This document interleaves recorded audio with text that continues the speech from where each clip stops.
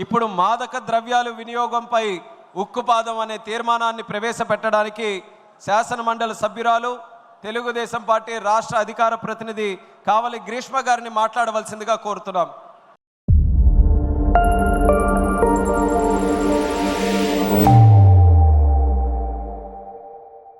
ముఖ్యమంత్రి గారికి, యువగలం పేరుతో మనందరికీ ఇంకా దగ్గరైన లోకేష్ అన్న గారికి, వేదిక మీద ఉన్న అతిరథ మహారథులందరికీ పేరు పేరున నా పాదాభివందనాలు. అలాగే రాష్ట్రం నలుమూలల నుంచి కడప మహానాడుకి వచ్చిన ప్రతి ఒక్కరికి పేరు పేరున కడప కోడలిగా మీ అందరికీ స్వాగతం పలుకుతున్నాను. అందరికీ ప్రతి ఒక్కరికి నమస్కారాలు తెలియజేసుకుంటున్నాను.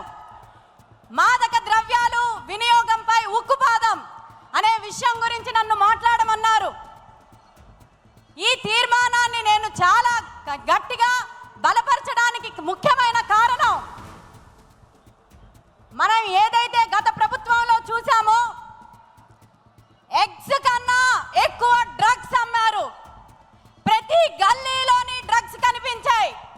ప్రతి విద్యార్థులు ఎవరైతే ఉన్నారో వాళ్ళకి చాలా సులువుగా డ్రగ్స్ అలవాటు చేసి వాళ్ళ జీవితాల్ని నాశనం చేయడం జరిగింది.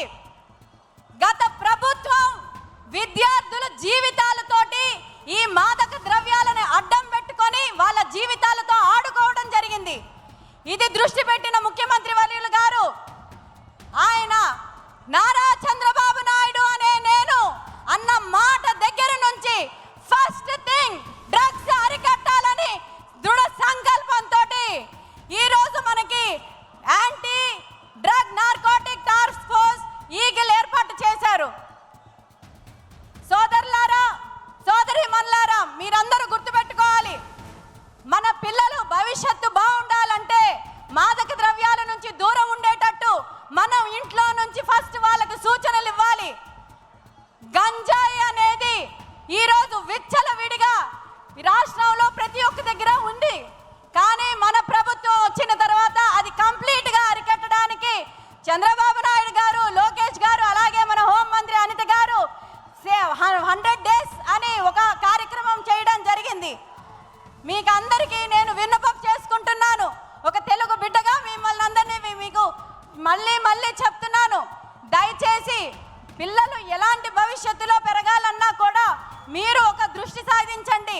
చంద్రబాబు నాయుడు గారు ముఖ్యమంత్రిగా ఎంత మంచి పాలసీలు తీసుకొని వచ్చారో ఈ డ్రగ్స్ని అరికట్టడానికి, గంజాయిని నిర్మూలించడానికి, గంజాయి నిర్మూలించే రహిత ఆంధ్రప్రదేశ్ని మనం నిర్మించాల్సిందిగా ముఖ్యమంత్రి గారికి మరొకసారి నేను విజ్ఞప్తి చేసుకుంటూ, ఈ అవకాశం నాకు ఇచ్చినందుకు పేరు పేరున మీ అందరికీ ధన్యవాదాలు తెలియజేసుకుంటూ, నాకు నూతనంగా ఎమ్మెల్సీ పదవి ఇచ్చి నా మీద నమ్మకం పెట్టి నేను కౌన్సిల్లోని మన పార్టీ తరఫు నుంచి చక్కగా మాట్లాడి నిజాలు బయటికి తీసుకొని వస్తానని అవకాశం ఇచ్చినందుకు మరొకసారి మీకు కృతజ్ఞతలు తెలియజేసుకుంటూ, ఈ అవకాశం నాకు ఇచ్చినందుకు ప్రతి ఒక్కరికి ధన్యవాదాలు తెలియజేసుకుంటున్నాను. దయచేసి నాతో పాటు ఒక్కసారి చెప్పండి, జై అమరావతి, జై తెలుగుదేశం, జై హింద్. నమస్కారం.